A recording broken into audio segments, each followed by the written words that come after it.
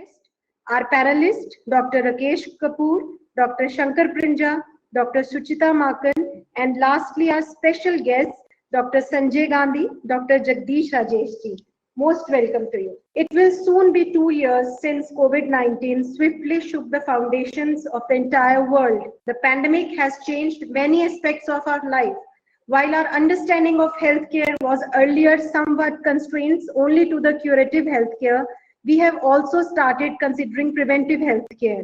Prevention is crucial to improve health and social care services we all value and rely on.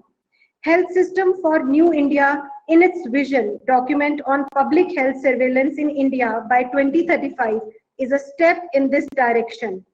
India's public health surveillance will be predictive, responsive, integrated, and tiered system of disease and health surveillance that is inclusive of prioritized emerging and re-emerging communicable and non-communicable diseases and conditions. We look forward to make this vision a reality and to thus ensure India's leadership in disease prevention and response to a global level. The speakers in this session are uniquely placed to discuss the same and to highlight the key initiatives, trends, and current practices for the audience. I sincerely hope you all will enjoy the session. So let's begin with the panel discussion, and I hand over the session to Dr. Shilpa Garg. Thank you, Dr. Sakshi. Ladies and gentlemen, good afternoon. It's my pleasure to be moderating this panel discussion, and gives me immense pleasure to introduce my panelists, terrific panel for the day. First of all, we have Dr. Rakesh Kapoor, who's Director, Homi Bhabha Cancer Hospital and Research Center, Sangrur and Chandigarh. He's also a life member of Association of Radiation Oncologists of India.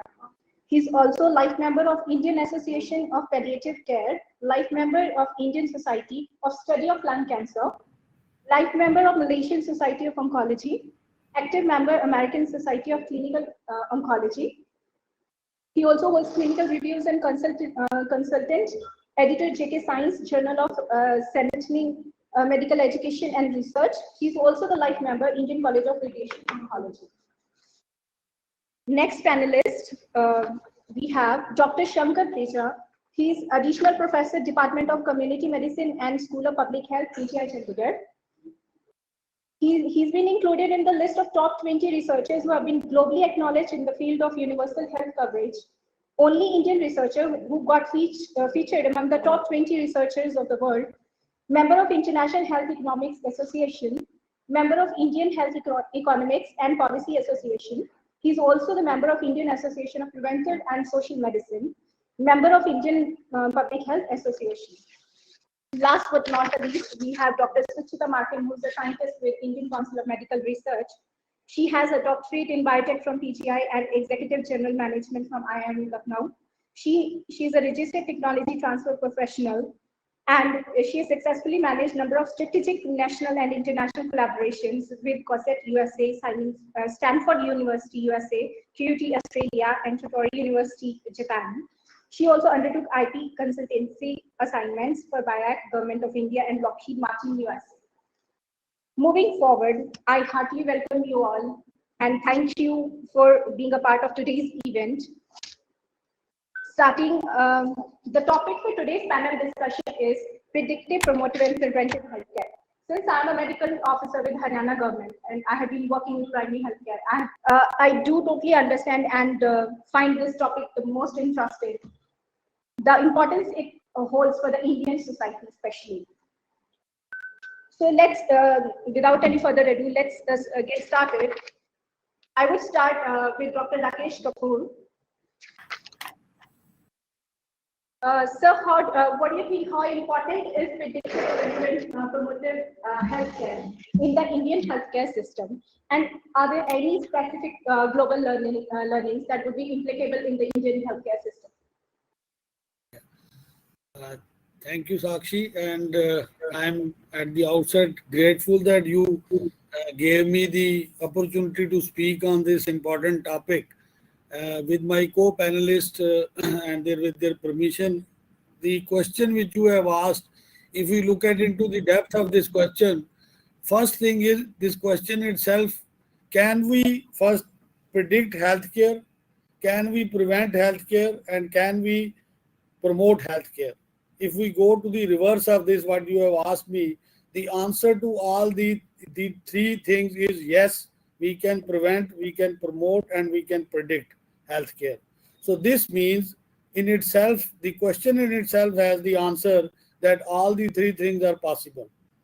Let us look at the second aspect. What are the major causes where your healthcare system or the health of a person or an individual gets disturbed? If we look at it, you will get 5-6 typical answers for most of the diseases. That will be that either it is because of the lack of nutrition, either it is because of the obesity, either it is because of lack of activity, it is use of tobacco, substance, injuries, violence, mental health. These all are connected to our healthcare system and they are the major things which are of paramount importance. Now, what all these things lead to are both the non-communicable and the communicable diseases. Now, if we look at the non-communicable diseases, I personally feel that cardiovascular, diabetes, cancer, respiratory, all these things, they are one way or the other, they are related to all these factors which I have narrated. So one thing is your initial question, how important it is that predictive, promotive, and you said the preventive healthcare. So if you know the factors and you know that these are the main diseases which are caused by them, in itself reflects that it is of paramount importance. So if you look at the global healthcare scenario as well as the Indian National Health Policy now, the Vision 2025, we are already that it should be health for all or well-being for all, and we are already targeting and centering that.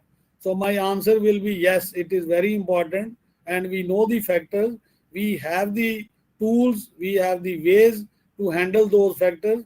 The only thing required is we need to have a collaborative effort of the healthcare policy makers as well as the persons or the physicians or the doctors who are treating, and simultaneously in the present era there will be a dynamic requirement that the people from the IT sector, those who are well aware about the collection of the data, the analysis of the data, and integration of artificial intelligence into that, so that we could have effective tools to put it into use where the prevention can be done, where we can predict certain personalized diseases and we can control them at the beginning only, so that we should not go at the end of the disease and we have a lot of financial implication to control them, or the outcomes become poor at this stage. So yes, it is important. So my answer is yes. Thank you so much, sir. And in the continuation, I would like to ask, what do you think, what are the shortcomings of the existing healthcare system and national programs? Government has been launching lots of national programs, be it NCDs, be it communicable diseases, vector-borne diseases, geriatric healthcare. But what do you think, what are the shortcomings that we are still suffering and we are sitting here and still discussing preventive healthcare? See, the answer to the question which you have asked me is it has two ways of looking at the question. One is there are scientific reasons for it, that is number one. And second, I'll say there is a willpower, lack of willpower is another reason. And third is the manpower which is required actually to serve these people. If you look at the Indian scenario, there is no dearth of private. Look at the public and the private hospital sectors. You have almost more than 30,000 public sector hospitals, but more than 50,000 private sector hospitals in the country. But there is a concentration towards the urban area rather than the rural area. And if you look at the population density, it is more than 70% in the rural than to the urban area. So the population which we are targeting, that is the most important factor which makes us, I'll say, less available to the rural area sector and control these diseases or prevent these diseases. I'll use the word prevention, which is important, and that is why they reach up to that level. That is one thing which is a most difficult task.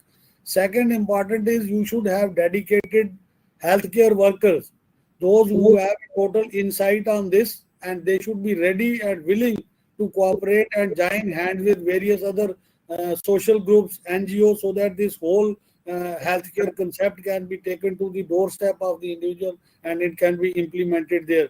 That is another big challenge. Most of the people may not like to go to those areas and serve it. And third, present scenario, if you look in the country, the younger generation of the medical people, those who are coming in the field, it is very difficult to convince them or to make them understand that how important is prevention. Most of the things, if you look at the gadgetry things available, right from starting from CT scan, PET scan, all other super specialized things, I don't say they are not important, but they are the interventional tools which will be basically used when the disease has already occurred. We must control the disease. The disease should not occur. We should prevent it. And knowing fully that these are the factors which can help us, so we can use them. And the last, which is most important, is the political will. If you have a political will, and if you have a scientific will, both together combined, I don't think it is important to implement a preventive measure for anything. Like I'll give you an example. Presently, I am sitting in a rural cancer hospital of the country at Sangrur, and we have implemented the preventive program here, which is known to, I think it has now been published in the most important journal, that is Lancet and Clinical Oncology. And Sangrur is named there from the national health scenario in which we have predicted the preventive measures for cancer which have been taken here. We are doing a regular camping. We are sensitizing the target areas. We are going there. We are first selecting our healthcare workers in that area, the ASHA workers, coordinating with the SMOs of that area, and we sensitize those healthcare workers first regarding the warning signs and what are the symptoms of a particular cancer. Then we send our team for a camp. So next visit is by the team. That time the healthcare worker is sensitized. They identify the target group, home to home search is done, and those who require the screening tests for say for CS cervix, we are doing simple colposcopy and pap smear. Bring the person, if the person becomes a patient, bring the person to the hospital and we treat it. So by doing so, even for breast cancer, cervical cancer, this head and neck, throat cancer, they are easily amenable. Just by clinical examination, visual inspection, you can pick up the disease at early stage, and we can control the cancer. No, all this group will not go to an area where the cure has become practically impossible for them. That is stage 3, stage 4. But what I want to say, and I want to emphasize, that the system has been created in the periphery rather than the same system having at the say bigger center like Chandigarh. We are going to have a center in Chandigarh also soon in a month. That is also there, but that should be specialized treatment for most of the patients who are in such a stage where the treatment cannot be offered there. But here, all the treatment facilities are at the doorstep. The preventive, or I can say the touring and the camping is done at the doorstep. And most of the area, because we selected this area because the target audience in this belt, that is Mansa belt, Bathinda belt, this is known to us that somehow the cancer was more in this area. Now you can see that the scenario is changing.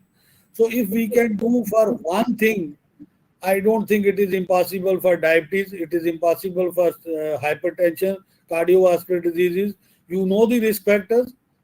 Just decreasing your salt intake. If that practice can be made to the community, that decrease your daily intake of salt to less than 1/4 of a teaspoonful, the control rate of a specific hypertensive bed can be decreased. Next generation of persons in that area will have less of hypertension, and your healthcare burden is going to come down. Even the mortality will decrease. So many things related to uncontrolled hypertension in the form of stroke will be taken care.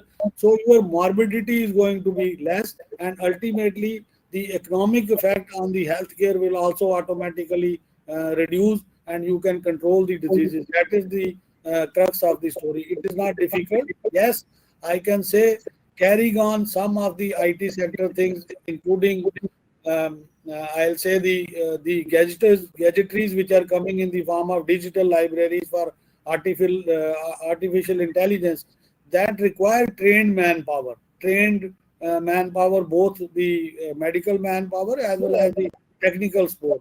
But we can rope in the NGOs, we can rope in the persons who are social workers, and they can help us in carrying out that to the field area or to the rural sectors.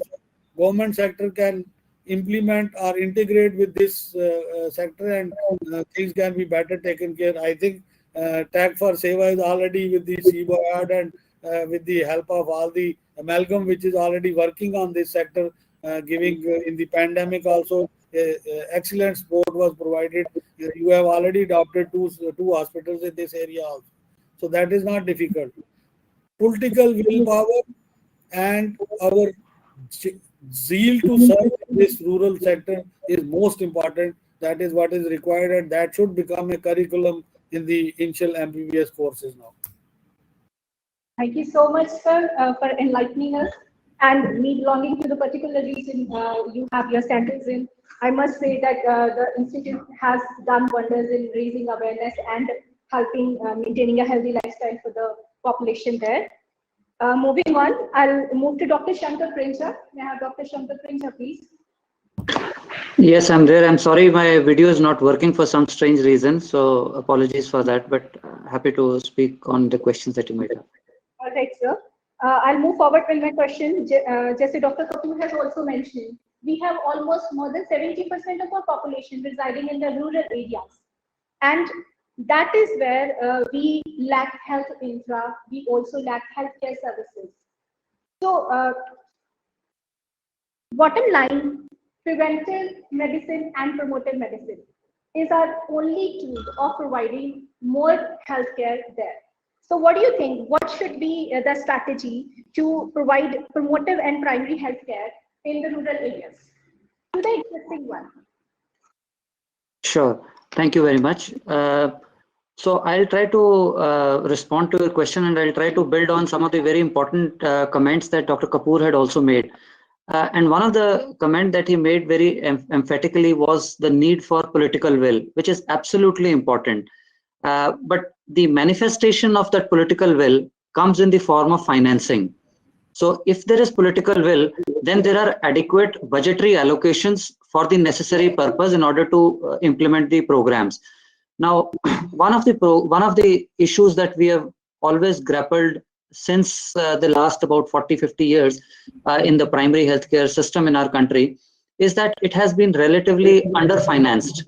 And while in our country we spend close to about 4 to 5% of our GDP on healthcare, the extent to which this GDP on healthcare is spent through public financing is very, very low.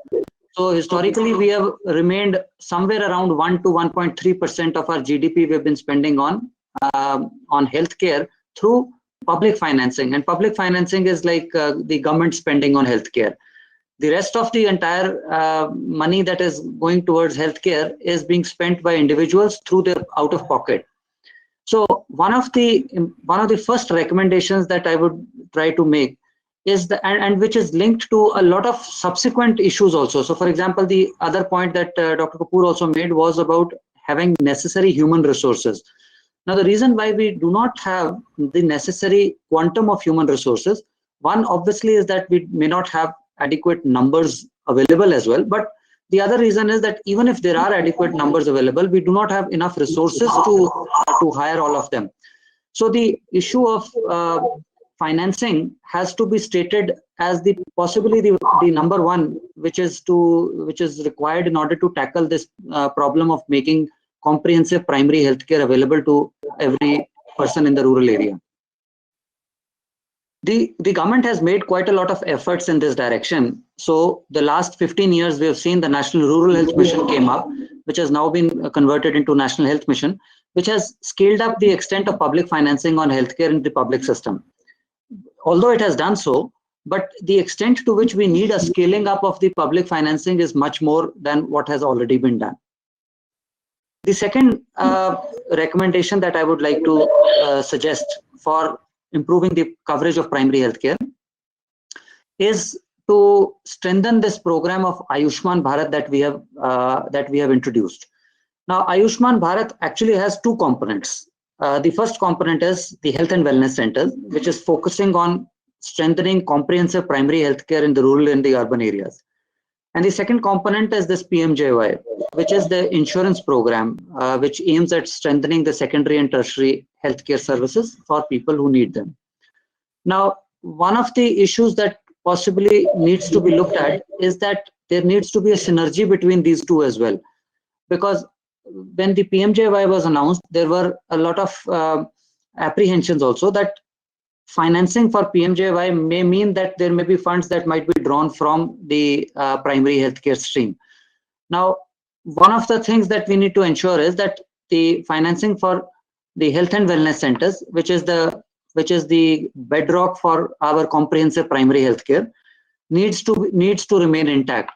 And second is that in order to have an efficient healthcare system, there has to be a synergy between these two pillars of Ayushman Bharat as well.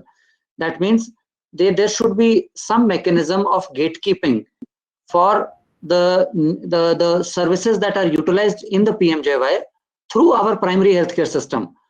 In majority of the developed countries, you find that there is a kind of a gatekeeping system and some system of referral that is maintained between the primary, secondary, and the tertiary levels.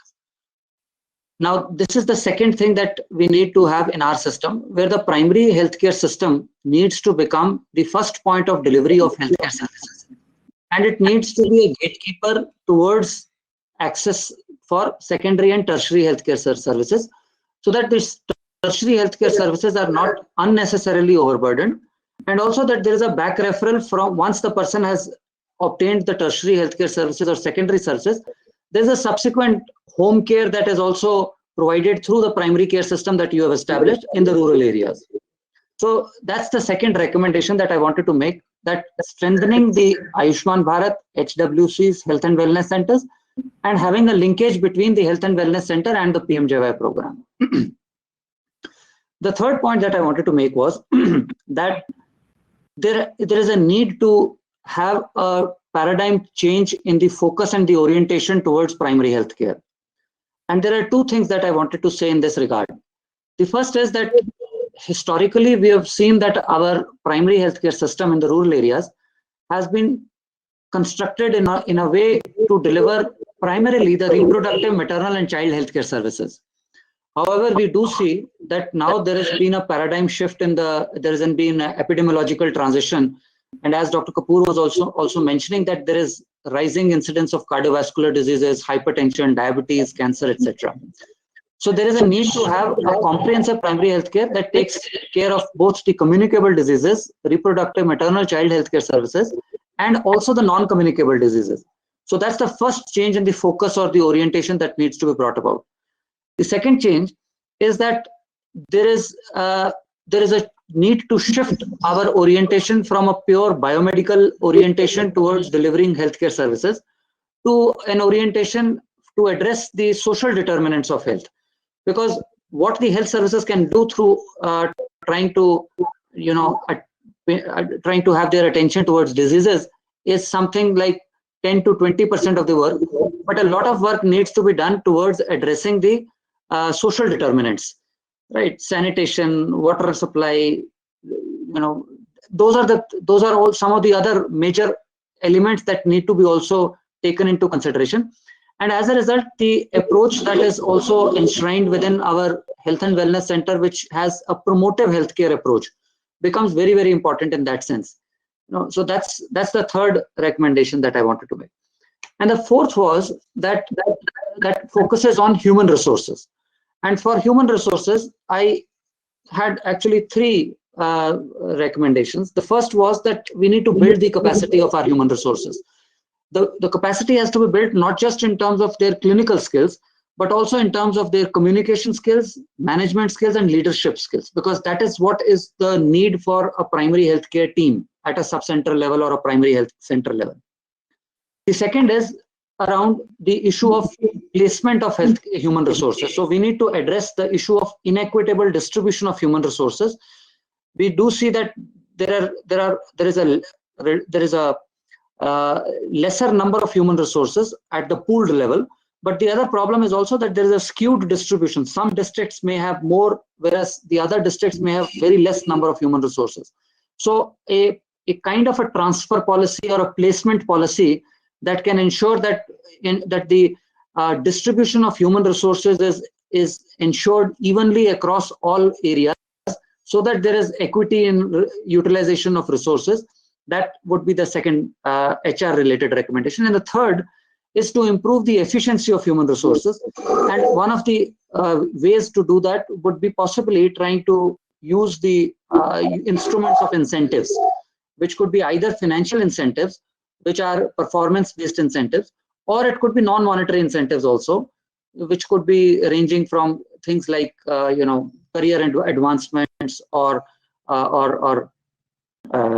higher opportunity for higher courses, etc. So those are some of the broad recommendations that I would like to make at this stage around trying to improve our primary healthcare system. Thank you. Dr. Prince, we all know that when we talk about primary healthcare, community participation remains the key point. So in regards to rural population, what would you suggest? How can community participation be increased at this point of time? Yeah, I think that's an excellent point. And community participation is something that is definitely extremely important. There are two things that I think we need to ensure. One is community participation, but more important than that, we need to have community empowerment and social accountability of the services that we deliver at the primary healthcare level. Now, how do we do that? There are quite a number of mechanisms that have been established. The first, one of the historically older mechanism that was established earlier was the constitutional amendment that was brought about, the 71st and the 72nd, where the PRI members were given the control over the health and education, and there was a greater involvement of PRI members towards health and education sector. But I think that while that was a welcome step, it may take more time given the capacity of the PRI members. But more recently, there have been other mechanisms that have been introduced.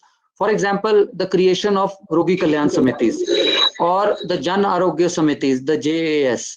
These are instruments of community empowerment, community participation, and social accountability that have been established within our primary healthcare system. The thing that needs to be done is to ensure that there is adequate implementation of these mechanisms of empowering the community and engaging them in the process of delivering primary healthcare. Very nicely put, Dr. Princha. Moving on, I would move to Dr. Suchita. Ma'am, how do we bring about the collaboration of multi-stakeholders and various sectors of the society? And how do we increase the involvement of other sectors of healthcare professionals so that we can uplift this system of healthcare? I would like to go back to Dr. Princha and ask him, how do you think we can involve technological innovations at this point of time? Already government has been making a lot of efforts. We have launched e-Sanjeevani OPDs, e-teleconsultations are being done, and teleconsultation kiosks have been set up in the remote areas. What do you think? What more involvement of technology can help us in this regard at this point of time? Sure. Thanks, Dr. So I think that there have been quite a number of innovations that have been brought about for introduction of technology in delivery of primary healthcare services in India. Most of the examples that involve the use of technology have been mostly in the field of the management information systems. That means trying to have a kind of a digitized MIS system that helps to record the delivery of healthcare services. So most of the focus has been around that level only.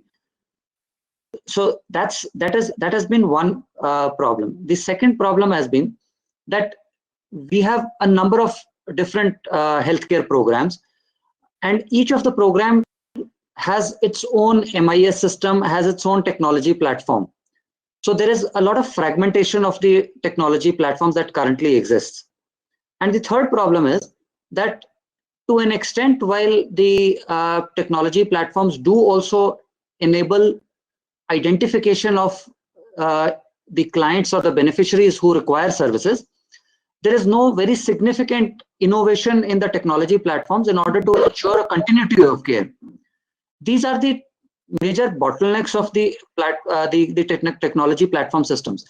I think that one of the way forwards towards improving that would be trying to have a kind of a unified technology platform or a MIS system that helps to record not just the delivery of services, but also helps to identify people who are in need of services, helps to ensure that there is a continuity of care and services from one healthcare facility to another healthcare facility, from one level of healthcare delivery system to the other level of healthcare delivery system. So that is one thing.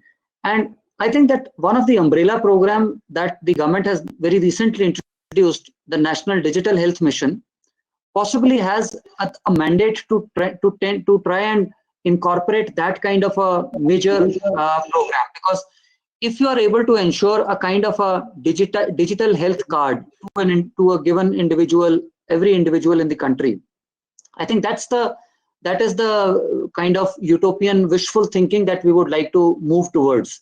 I do understand that there's going to be a lot of bottlenecks in the implementation of that and challenges in the implementation of that, but I think that is the way forward to move towards.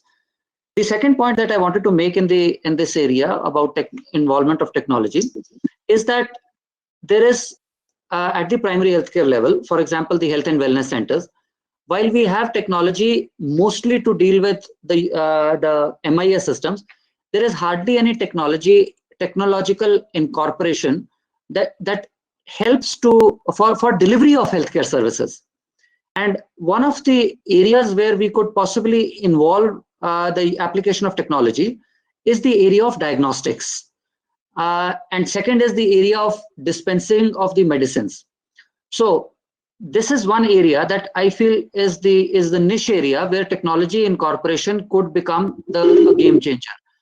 And one of the successful case studies that I can definitely quote here is the model that the CBIOD has itself experimented and successfully implemented in several areas now, in Himachal Pradesh, in Punjab, and more centers are also being established, where there is a diagnostic kiosk that has been established, and the healthcare worker is able to use that kiosk in order to ensure that there are a range of most of the commonly available diagnostic services that could be accessed. And this kiosk could also be used to subsequently generate the clinical information and the diagnostic information to a medical officer. So now it is not just a teleconsultation, but it is a healthcare personnel enabled mediated teleconsultation that a doctor could provide to a patient sitting in a rural and remote area. I think that if this kind of a model could be scaled up, this has a potential to bring down the extent of unmet need that currently exists in a vast majority of rural and remote areas. So that's one of the important I think recommendations that I would like to give through this platform. Thank you. Well, thank you. It has been really informative. Dr. Suchita, can you hear us? Well, I think we're not able to reach Dr. Suchita, unfortunately. I would request another esteemed guest we have with us right now, Dr. B.N. Gangadhar. Can I have you on the panel, sir? Dr. B.N. Gangadhar. Yes, sir. Good morning. We have another esteemed guest. Please let's welcome Dr. B.N. Gangadhar. He's the President, NMC Medical Assessment and Rating Board. Sir, I would like to pass on this question to you. The question that I have asked Dr. Suchita. How do we bring about multi-stakeholder collaboration, and how do we incorporate Indian system of medicine and other systems of medicine, and how do we incorporate more number of healthcare professionals to bring the upliftment of existing healthcare system, especially, I mention again, especially preventive and primary healthcare system. Thank you for inviting me to this Tech for Seva program, and I have enjoyed listening to Dr. Rakesh ji and Prinja. Both presentations were very informative to me. And that now that you have posed a question, how do other systems play a role?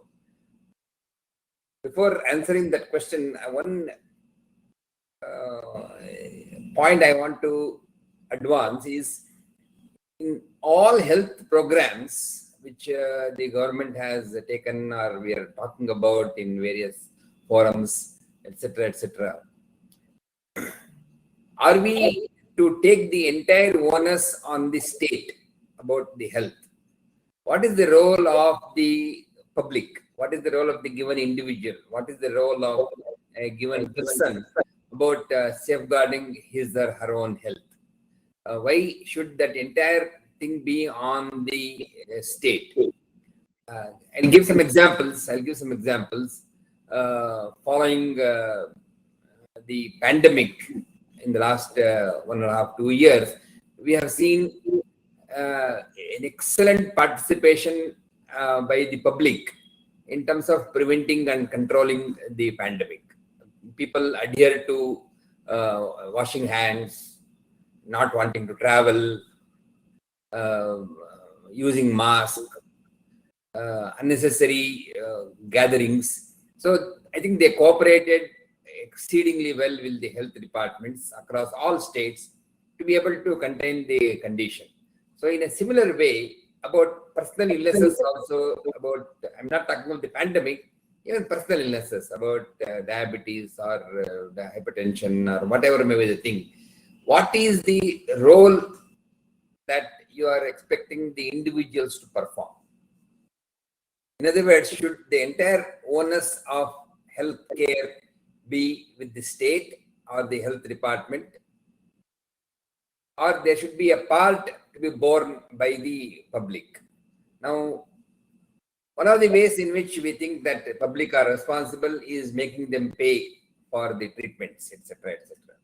But of course, the Ayushman Bharat has come, the government will pay, and so on and so on. But still, in terms of preventive and promotive, in both these areas, I think major action has to be taken by the public and a small support to be given by the state. Like, for example, vaccination. Yes, you are right. State has to take initiative. But having to take the vaccination itself is a role that I think the public has to play. So, in the same way, we may introduce a host of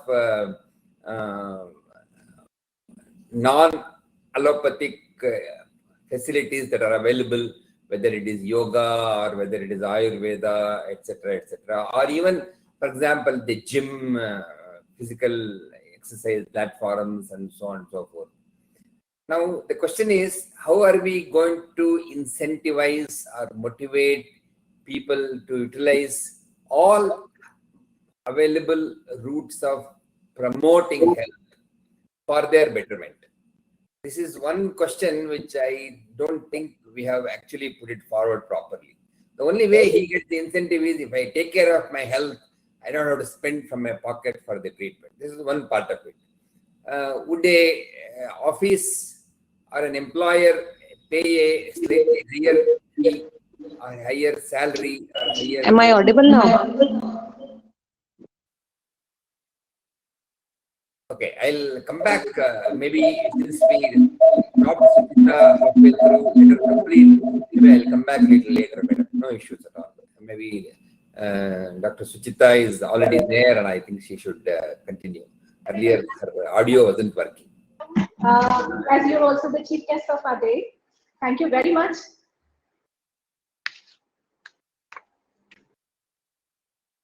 Yes, Dr. Suchita. We lost her again. She was able to call us, and okay, we will continue. Maybe let me complete what I was planning to say. It's true that there are many alternative systems in health which have a substantial role in both prevention and promotion, and there are good clinical trials that have also demonstrated, at least I know of several clinical trials which have demonstrated the role of yoga in mental health disorders. I'm sure there could be many such clinical observations, clinical trials, research material available on other systems influencing some of the known medical systems as well. I will not go into advocate all the systems to be used or not used, but I have a feeling that the public should have the some autonomy to explore these things and use them, number one. And to the extent possible, we should actually facilitate that to happen. The final outcome is that his or her health status should be much better. How do we incentivize a healthy person? There are some, what should I say, some tips I had advanced in some earlier meeting like this. Would at the time of retirement, if this individual in his office has availed the least number of medical leaves, would he be given any additional incentive? Had he been not going through any, like many insurance companies give a lower premium, ask him to pay lower premium if health record has been good. There are many things that can we incentivize being healthy, and how are we going to do that is one issue. Plus, of course, the onus of guarding one's health. I'm talking particularly of the health related to non-communicable disorders. A large amount rests on the individual, and how do we demonstrate that this to happen? While I agree that the increasing the health investment by the state, by increasing the proportion of the money that we say right now 1.1% or 1.5% of the GDP is spent, can we increase it to 2% or 3% or 4%? This is one agenda I think we should continuously push. At the same time, I think we should also incentivize being healthy, and so the onus to be partly also shifted to the public in terms of guarding their health, both using the preventive and the promotive models. And how they are going to be useful is something that we should start educating, publicizing, and so on and so forth. So in a nutshell, I believe that, like earlier speakers said, an increase in the state support for health by increasing the proportion of the GDP which we are spending as part of the health, yeah, we should make it better than what it is right now. No dispute at all. Second point is that the skewed distribution of medical services is something that we have to change. Just to support this argument, I want to give one small observation which I have made being sitting here in the National Medical Commission. The numbers of medical colleges, for every 75 lakhs in Bihar, there is one medical college. 75 lakh population gets one medical college.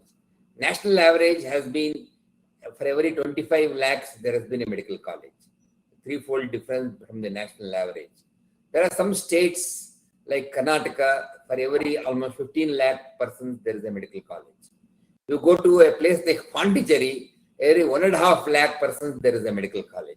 So the skewed positioning of the medical colleges and producing people, obviously a medical college does not merely produce doctors, it also produces a great degree of health care. So a medical college hospital of about 1,000 beds, approximately 18 to 1,000 beds, for every 1.5 lakh population, obviously the skewed distribution of healthcare services that we have. So this is something that I think somewhere we need to mentally apply our mind and see whether this can be made uniform, which a point which was mentioned very eminently by Dr. Prinja.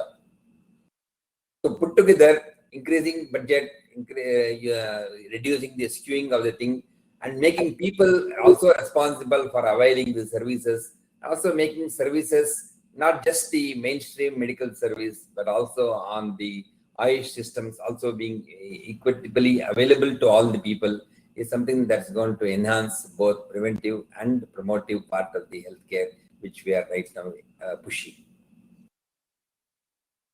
Dr. Nagar, this has been a pleasure. I think we have Dr. Suchita again with us.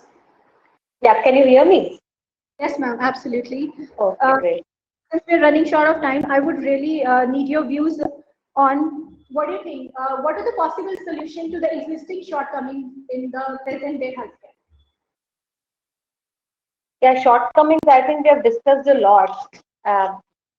Point I wanted to make before that was basically emphasizing on the collaboration. If we have to really work on preventive motive healthcare, nobody can work in silos. We need to have a lot of inter-institutional, industry, academia collaboration.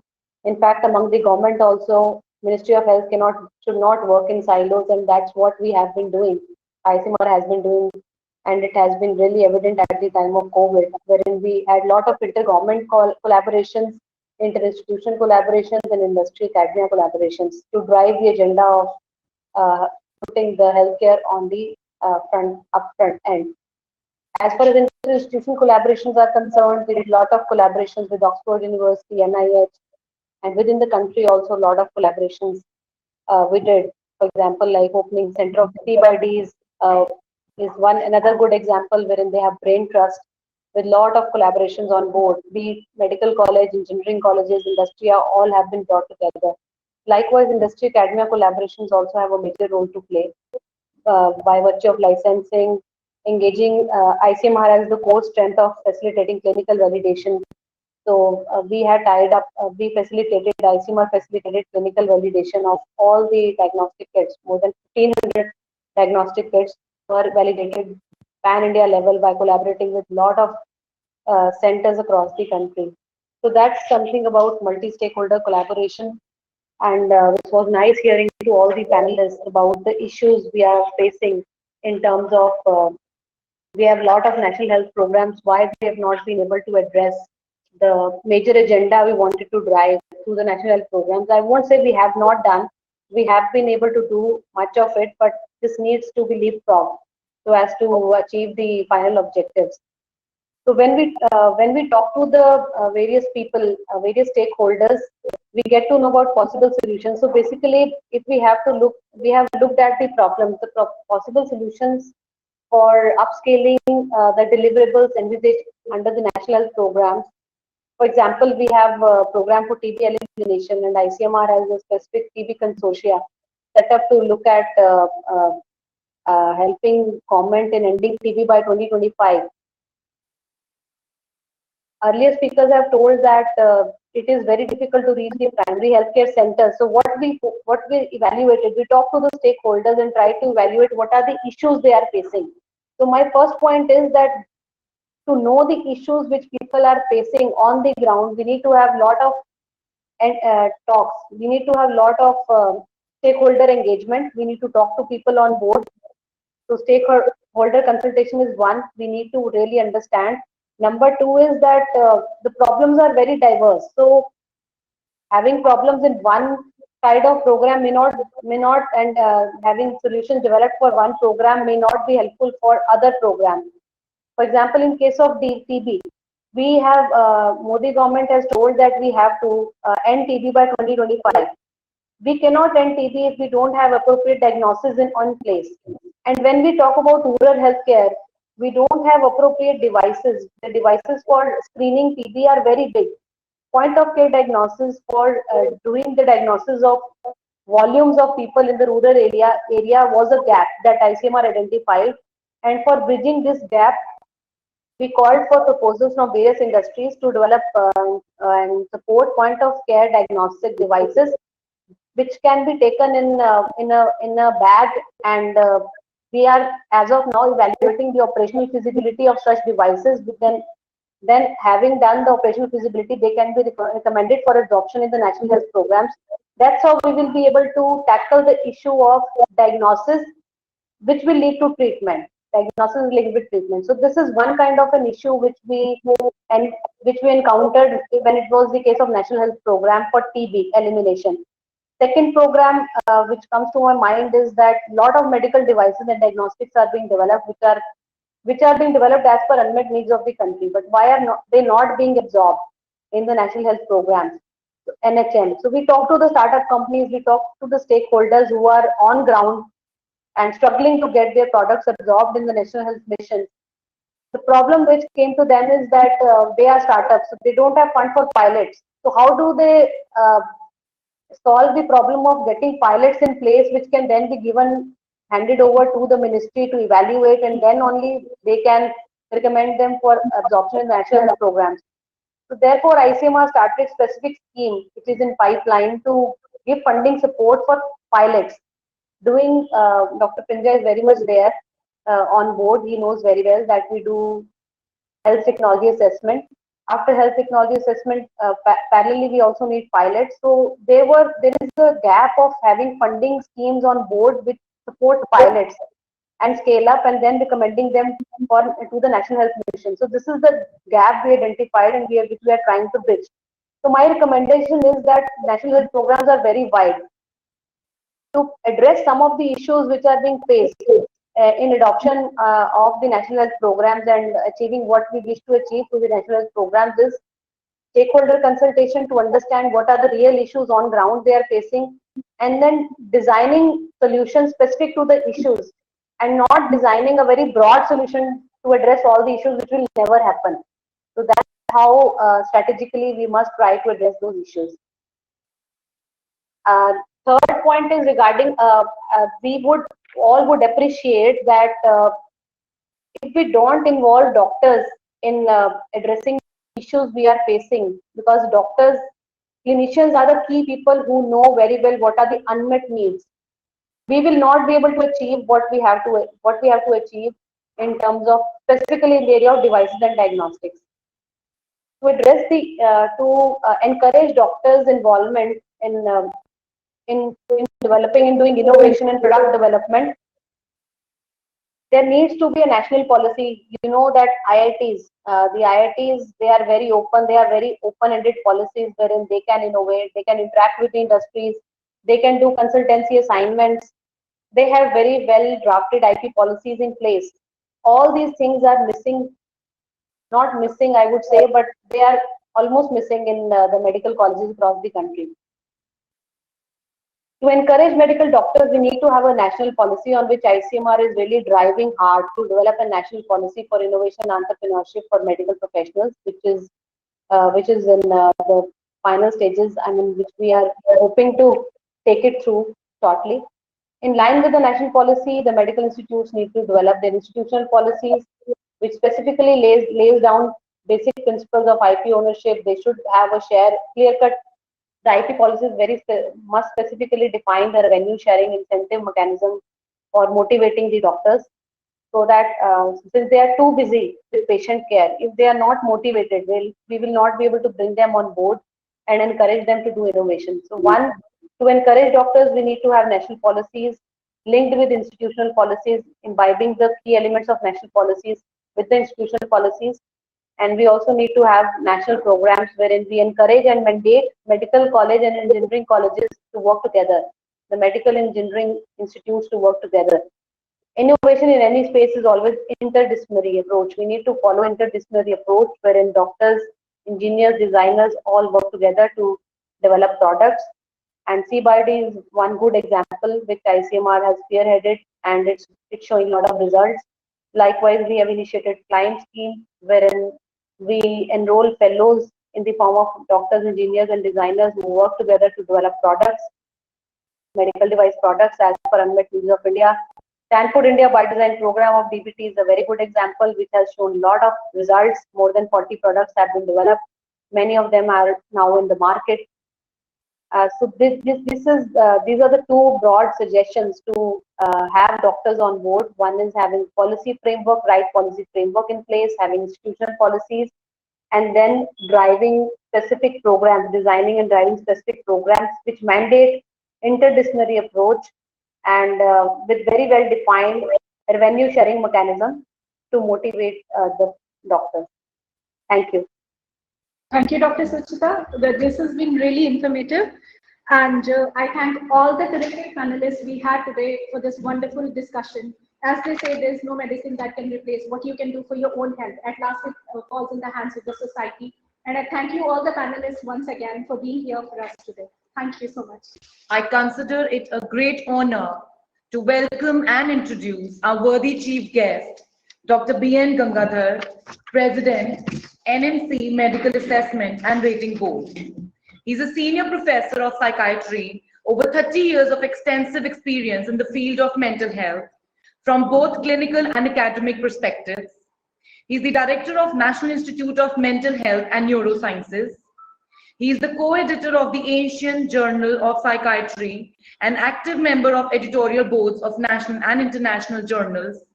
He has also shared over 25 awards with other primary recipients. He has been a Padam Shri awardee of 2020.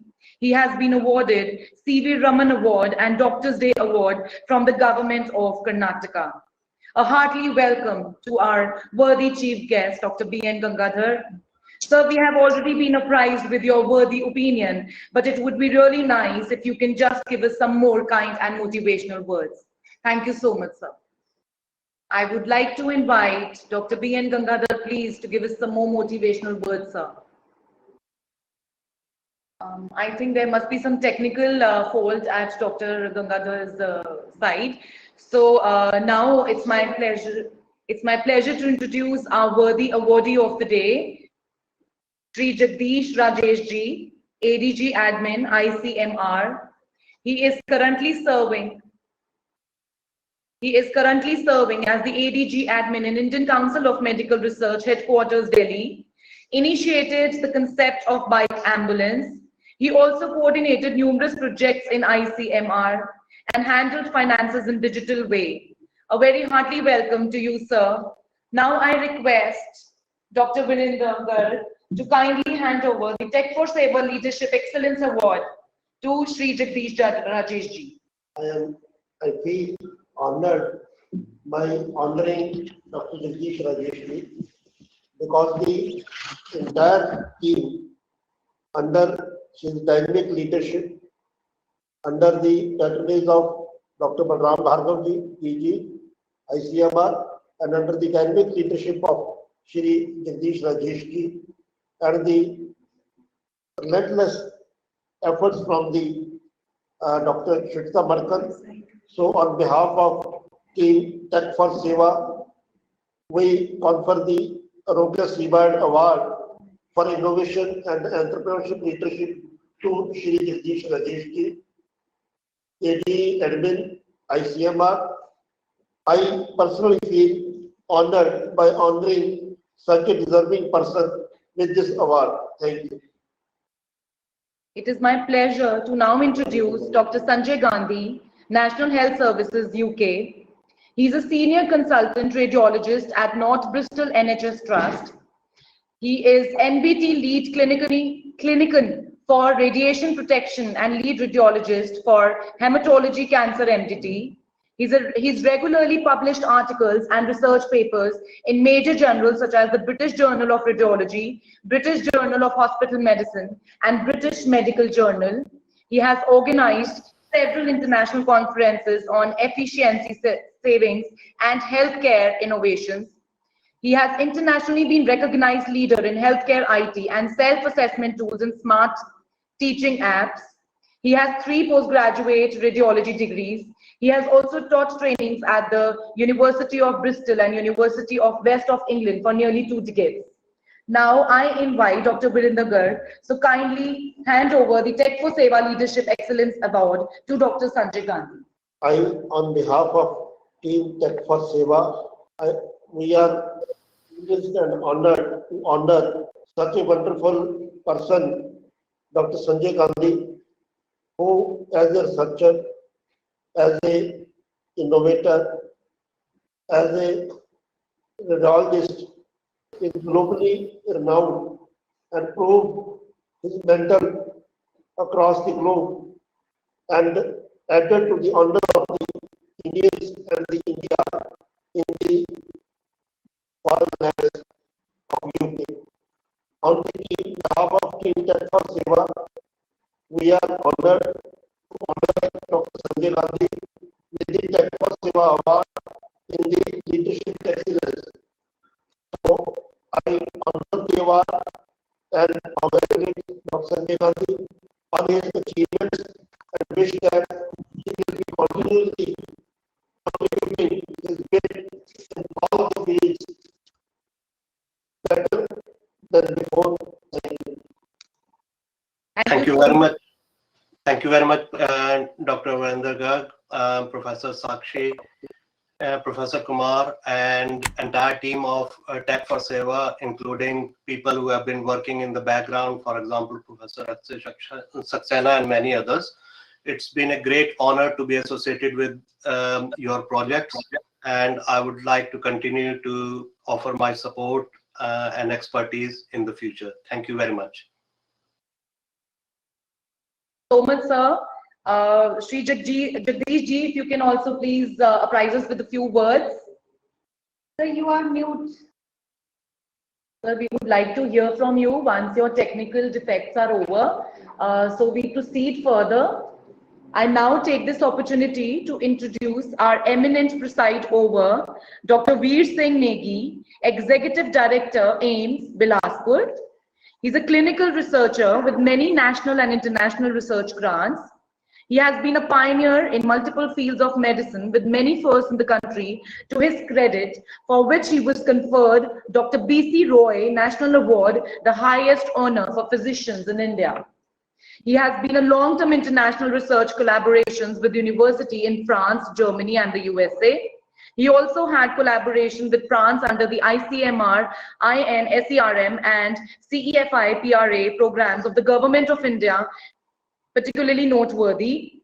He has been a medical teacher and researcher and a health administrator. We welcome you, sir, and it would be our eminent pleasure if you could just apprise us with your kind and worthy words. Thank you so much, Dr. Veer Singh Negi. Thank you very much. First of all, I thank Dr. Virender Garg for inviting me to this program. And today's session has been quite wonderful, and all the panelists have discussed the problems associated with healthcare delivery in India. Just want to emphasize a few points, and something has already been said by our eminent panelists.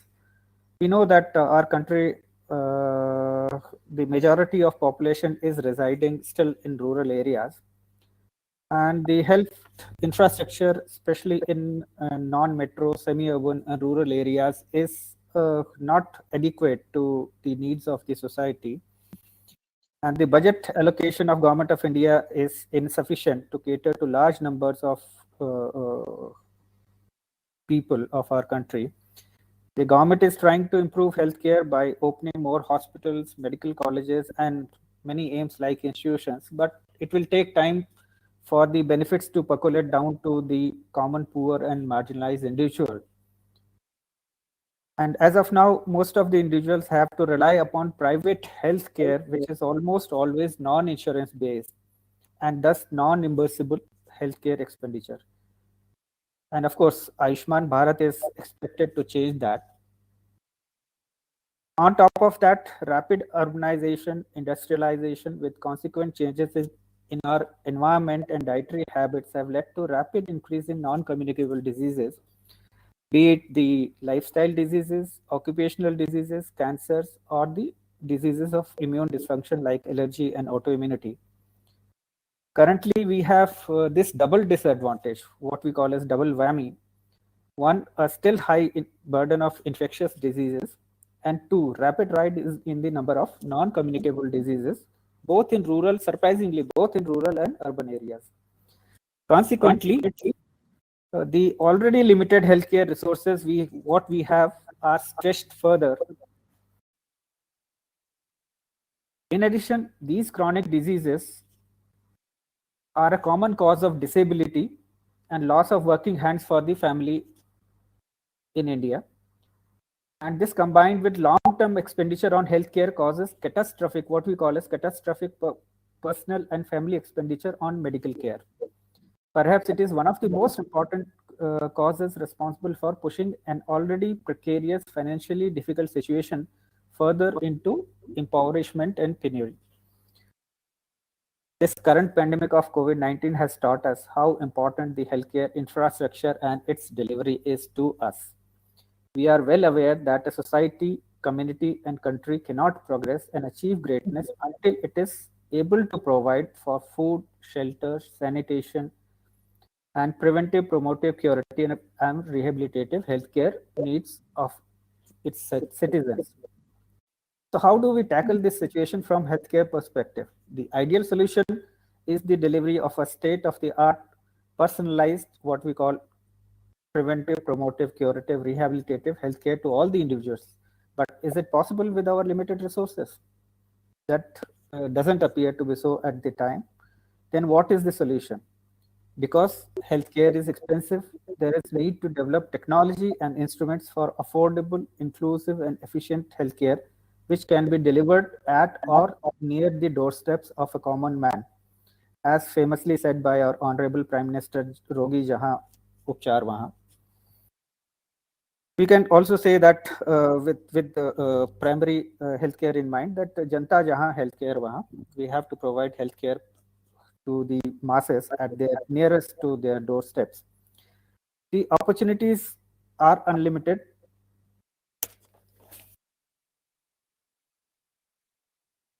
Right from innovation in diagnostic equipment, we have to, of course, because as discussed, we have limitations of resources, whether it is manpower, whether it is finances, then we have to resort to technology for overcoming these shortcomings. So the opportunities in this area are unlimited, right from innovations in diagnostic equipment, their consumables, to low-cost drugs suitable for our diseases and population. As we know that the drugs which are working on Western population or other population may not work on our population, what we call as personalized medicine. At present, most of the high-end equipment and diagnostic tests are imported, a substantial burden on the exchequer and with very high maintenance costs. We can indigenize these at a fraction of the cost, and this is in line with the mantra of Atmanirbhar Bharat by our Honorable Prime Minister ji.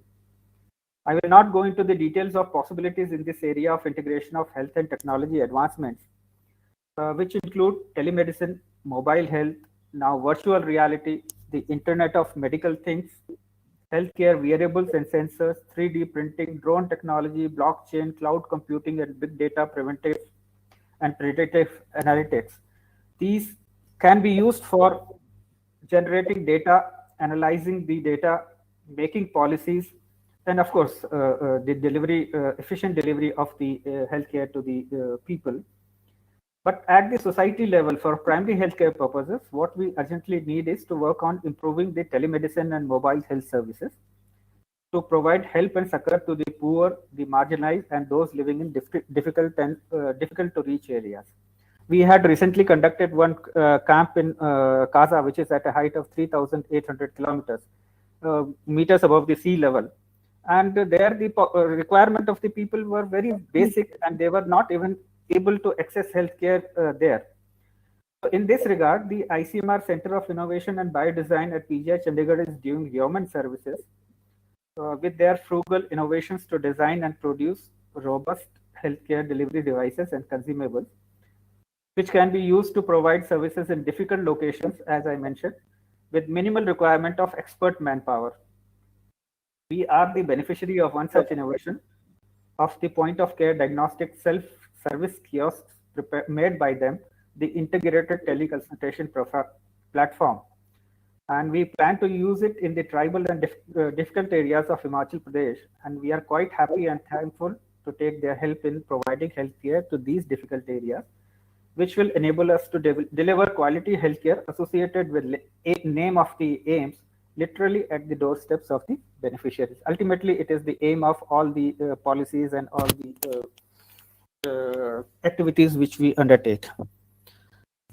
So I thank the chief guest, Professor B.N. Gangadhar, for his presence, and the panelists for their lovely presentations and discussions, and congratulate Dr. Varinder Garg and his team for organizing the second virtual International Summit Tech for Seva conference with the very relevant theme of technology outreach as enabler for inclusive, sustainable, and affordable healthcare. Thank you. Thank you.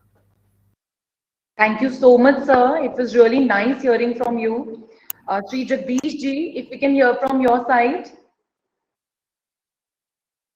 Yeah. So Dr. Jagdish Rajesh is on the phone, so I'm putting it on the speaker. Yeah.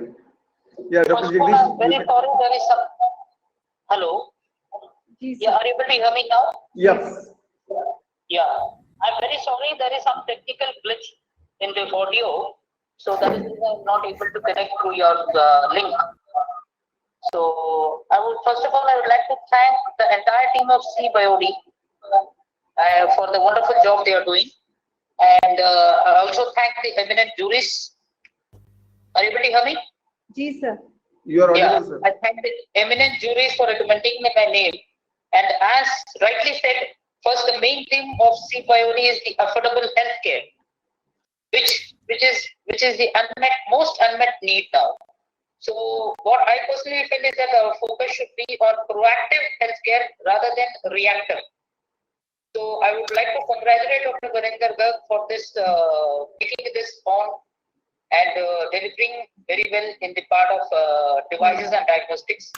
And I would also like to thank the eminent juries for recommending my name, and would assure and ensure the CBIOD team as well as the other members there that affordable healthcare reaches to each and every citizen of India, especially the rural India, so that we can be on the lines of what our PM said, self-reliant India. Sabka Saath, Sabka Vikas, Sabka Vishwas, and Sabka Prayas.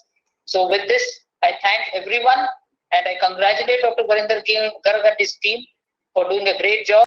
Thank you very much. Thank you, sir. Sir, we are doing all with your blessings and your guidance. So, entire team of ICMR is doing wonderful job under your leadership. Thank you, sir. I will take privilege to introduce Dr. Yashpal Sharma, who is with us today.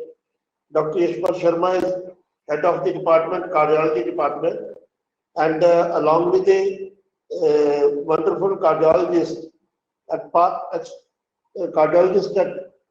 excellence, he is a very avid researcher and a very excellent innovator as well as a human being.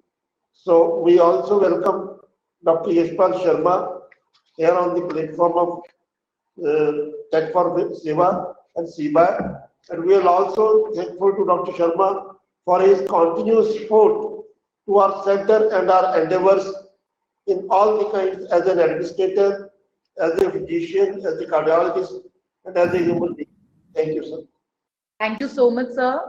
So now I would like to invite Dr. Harish to kindly give a formal vote of thanks. Yeah, thank you. So on behalf of Bhagyan Bharati, Unnat Bharat Abhiyan, and Center for Innovation and Biodesign, I express my gratitude to Dr. V.N. Gangadhar ji for your presence and very inspiring address. My special thanks to all our panelists, Dr. Rakesh Kapoor, Dr. Shankar Prinja, and Dr. Suchita Markan, for sharing their views by considering different horizons of preventive and promotive healthcare. We are also thankful to Dr. Veer Singh Negi ji for presiding over this session and for your kind words and for giving a direction to this session. We are also thankful to Dr. Yashpal ji, who joined us physically here, and we are thankful to our audience for joining this session, and we hope that we all collectively as a team will keep on working for the promotive as well as preventive healthcare. And also I would like to announce that all are requested to join us for the next session at 2:30 p.m. on the same platform with the same mechanism. Thank you. Thank you very much.